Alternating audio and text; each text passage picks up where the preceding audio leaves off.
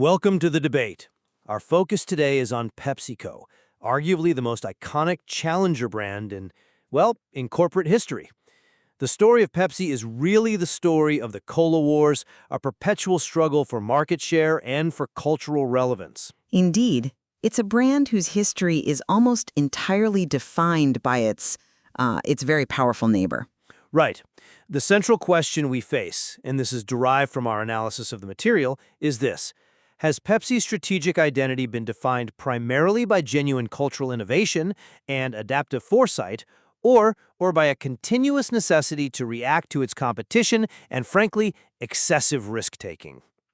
I'll be arguing that Pepsi is a pioneering brand defined by visionary foresight and calculated, bold innovation. And I'll argue that Pepsi's trajectory, for all its flash and spectacle, is fundamentally marked by necessary reactions to the market leader and a series of high-stakes gambits that frequently verge on recklessness, resulting in brand fragility and legal vulnerability. Pepsi has consistently exhibited a really visionary strategy, utilizing calculated flanking moves that proactively redefined market terms, not just reacted to them. I mean, look at its early success during the Great Depression. The company had suffered 2 bankruptcies by 1931. It was facing an existential crisis. The fix wasn't an imitation of its rival, it was an invention. The 12-ounce bottle for 5 cents. It offered twice the volume for the same price as the rival's established 6.5-ounce standard. This was a direct, strategic attack on a structural weakness in the market leader's model. That decision showed incredible foresight. Okay, that 12-ounce decision was undoubtedly effective, but we have to look at why that move was necessary in the first place. Its early history shows a fundamental instability. Rooted in 2 bankruptcies, 1923 and 1931, driven not by competition but by speculative financial decisions, particularly around sugar prices after World War I. This illustrates a core instability, a company built on a shaky foundation. So the 12-ounce success was less visionary genius and more a desperate, necessary fluke of timing that exploited a moment of national economic weakness just to survive. But maximizing the opportunity is the definition of strategic foresight. And that pattern of proactively defining a market position continued powerfully into the 1960s. The Pepsi Generation campaign, launched in '63, basically pioneered lifestyle marketing. Pepsi deliberately framed itself as the youthful, active, and, timely choice, directly contrasting with the established rival's self-image as timeless. They weren't just selling soda, they were selling an aspiration, and that forced the entire industry to follow suit years later. That's market leadership. You focus on the aspirational part, but the core execution always relies on permanent comparison. The most successful version of this is the Pepsi Challenge. And while it was a brilliant piece of marketing, it cemented Pepsi's identity only in relation to its competitor. The campaign was so effective that it forced the rival's hand, leading to the catastrophic release of New Coke in 1985. But here's the critical consequence. The huge public backlash against New Coke actually reinforced the deep emotional, cultural permanence of the original Coca-Cola brand. So Pepsi's apparent victory only served to strengthen the brand they wanted to defeat. That brings us directly to our first core point of disagreement. Challenger energy versus permanent comparison.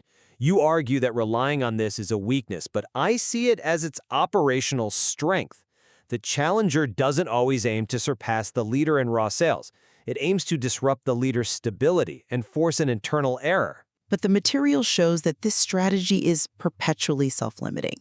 When Pepsi successfully dictated the terms by questioning taste loyalty, they secured a position that was defined by novelty, not by permanence. After the New Coke debacle, Coca-Cola just came back with Classic Coke, reinforced its iconic status, and stayed #1. Pepsi ran these victory ads, sure, but the ultimate outcome was a reaffirmation of the rival's cultural position. Pepsi's focus on being timely means it sacrifices that generational, nostalgic permanence its rival achieves. It's always running to catch up. The fact that Pepsi has been running successfully for nearly a century while forcing the market leader into continuous reaction is the very evidence of its strategic brilliance. Consider the long-term impact of that 1930s flanking move. It didn't just sell more soda, it fundamentally altered the packaging landscape. The challenger forced the industry leader away from its single iconic small bottle and into adopting 10, 12, and 26-ounce variants. That level of market influence, forcing a foundational change in your rival's most recognizable asset, that demonstrates strategic sophistication far beyond simple reaction. I see why you think that, but I would argue that dictating the terms of competition is very different from achieving brand longevity or, frankly, cultural safety. That challenger path requires constant high-stakes exposure, and this leads us directly to the profound risks associated with Pepsi's relentless cultural engagement. I will grant you that when the challenger overreaches, the fall can be dramatic, but its greatest successes are also rooted in cultural and geopolitical innovation. Successes that often mask desperation. Look at the company's repeated attempts to engage in these high-stakes cultural or political environments. The 2017 Kendall Jenner commercial is the clearest, most recent example of this strategy going catastrophically wrong. A clumsy, tone-deaf attempt to use the aesthetic of serious social justice movements to sell a sugary drink. Net positive sentiment for the brand just plummeted after that ad. That's not innovation, it's exploitation that results in brand degradation. Okay, I acknowledge the catastrophic failure of the Kendall Jenner ad, a genuine misstep, but focusing only on that failure ignores Pepsi's history of successful, pioneering cultural engagement. Consider the 1940s campaign explicitly targeting African Americans. At a time when mainstream advertisers widely ignored this demographic, Pepsi hired an all-black sales team and ran advertisements with positive representations of black families. This was not only a successful early example of niche marketing, but a clear demonstration of forward-thinking cultural relevance. That early campaign was certainly innovative, I'll give you that. But that historical willingness to cross conventional boundaries also led them into geopolitical territory, where necessity, not foresight, drove these absurd final deal structures. You're referring to the Soviet expansion, which I see as a geopolitical masterstroke. In 1972, Pepsi became the first foreign consumer product sold in the Soviet Union. And how did they solve the impossible currency issue? By bartering syrup for Stolichnaya vodka. That required inventive deal-making. I'm sorry, I just don't buy that the final outcome was some visionary expansion. That unique arrangement became a necessity.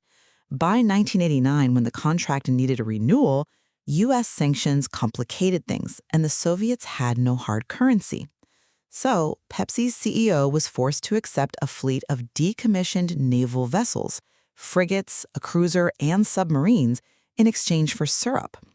While acquiring warships sounds bold, the ships were not combat-ready and were quickly scrapped. This was a complicated, desperate reaction to salvage market access, resulting in the CEO famously quipping that Pepsi was disarming the Soviet Union faster than the Pentagon.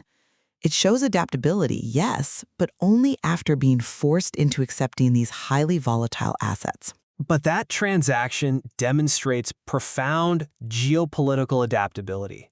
The willingness to accept non-commercial assets when faced with an existential payment crisis.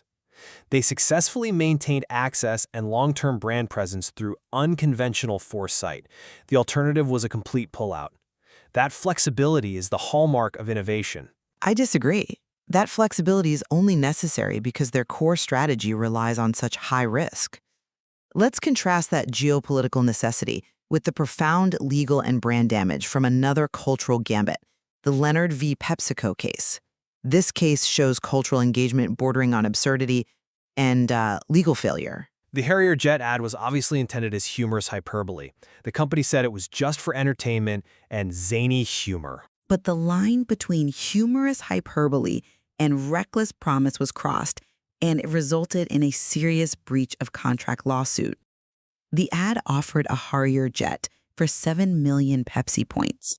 The court ultimately ruled that no reasonable person could have believed a jet valued at roughly $37 million was being offered for $700,000. This highly publicized legal failure forced Pepsi to update the commercial with a "just kidding" disclaimer and dramatically increase the price to 700 million points. This is just reckless risk-taking that led directly to court action and public humiliation. Perhaps those two missteps represent the extreme boundaries of their risk tolerance, but they shouldn't define the entire corporate structure.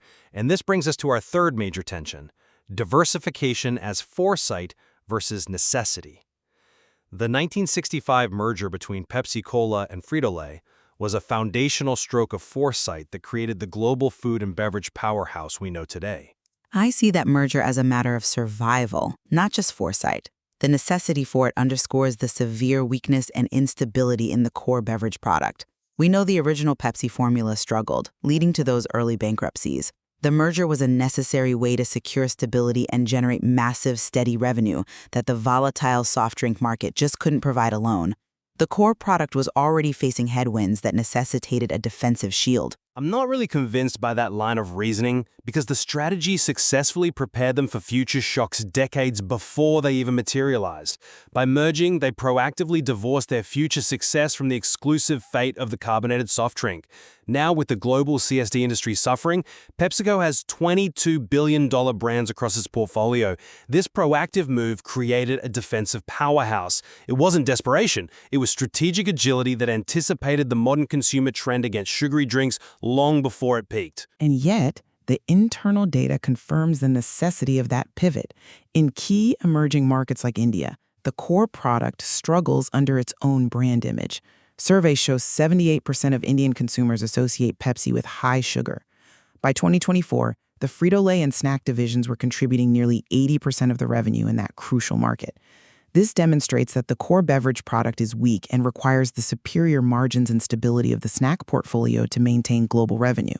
The merger was less a visionary leap and more a necessary marriage to a much more resilient partner. The result, nonetheless, is a consolidated food and beverage giant that operates with a strategic agility few pure-play beverage companies can match. They achieve the scale and resilience necessary to handle market shifts. Even their successful localization in India confirms the foundational genius of that 1965 diversification. I will concede that the integration of the snack division has created immense stability, but stability born of necessity is still necessity. They were forced to secure that revenue stream to offset the inherent vulnerabilities of the challenger brand identity. We are left then with this fundamental disagreement. I maintain that Pepsi's history is best understood as a series of bold, calculated risks and brilliant flanking strategies that force the entire industry to adapt, maintaining relevance through constant movement and strategic foresight.